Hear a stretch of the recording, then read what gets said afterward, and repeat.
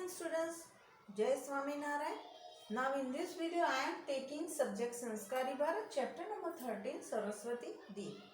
Students, Saraswati माता की पूजा हम रोज करते हैं.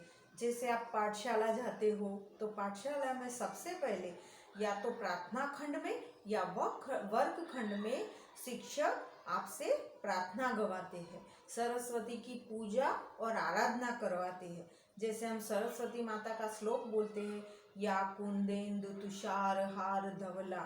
ओके, तो वो सरस्वती माता का श्लोक है, उसकी प्रार्थना करते हैं. जैसे सरस्वती देवी तू छे अमारी विद्या नी वरदान रे.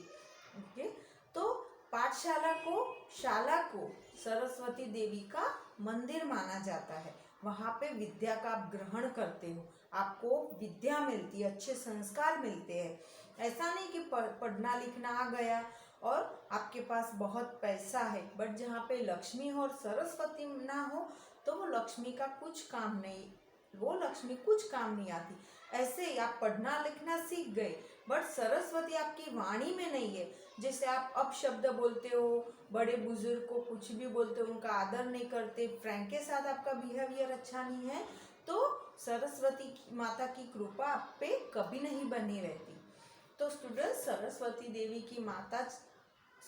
देवी की प्रार्थना हमें रोज उठ के करनी ही चाहिए. भले ही हमारे समाज में माँ सरस्वती देवी को दर्जा दिया है सारे देवी देवताओं का.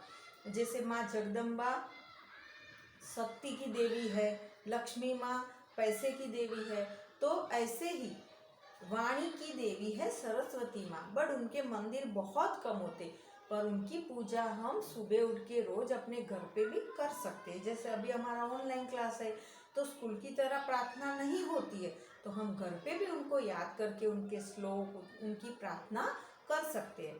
स्टूडेंट्स, अगर सरस्वती देवी को आप देखोगे तो उनके वस्त्र धारण किए होते हैं सफ़ेद और वो बैठते हैं कमल पे, तो कमल भी शांति का प्रतीक है.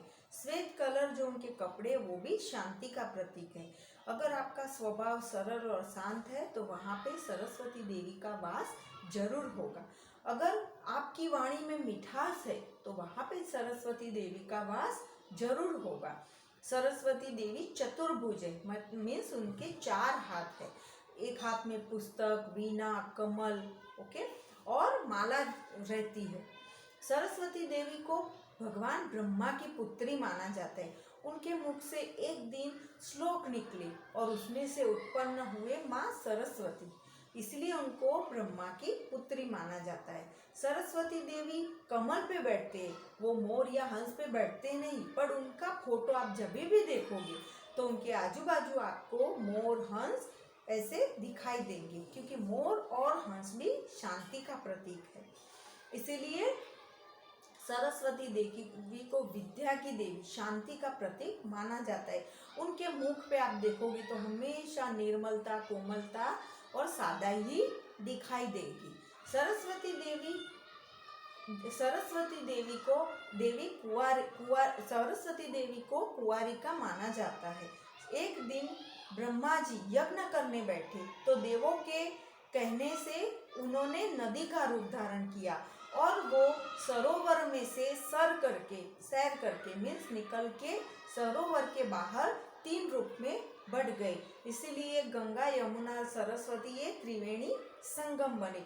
आज भी गुजरात के प्रभास, पाटन, सिद्धपुर पाटन में माँ सरस्वती नदी है, जिनकी हम पूजा कर सकते हैं. तो ऐसे ही स्टूडेंट्स, माँ देवी की आराधना, सरस्वती देवी की आराधना हमें करनी ही चाहिए. उससे हमारा मन शांत रहता है, हमारी वाणी अच्छी होती है.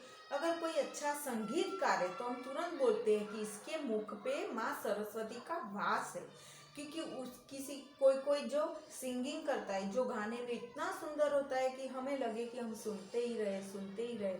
जहाँ पे माँ सरस्वती का वास हो वहाँ पे उनकी वाणी हमेशा मीठी रहती है, और माँ सरस्वती की जिस पे कृपा हो उसके संस्कार भी अच्छे ही होते हैं, क्योंकि माँ सरस्वती वहाँ पे वास करती है जिसमें सरलता हो, सादाई हो, जिसका मन साफ हो, जिसकी बोली मधुर हो. वहाँ पे ही माँ सरस्वती वास करती है। तो स्टूडेंट्स, ये है आपका chapter 13 Saraswati Devi. Next I will send you photo of this chapter. Okay, जय स्वामीनारायण।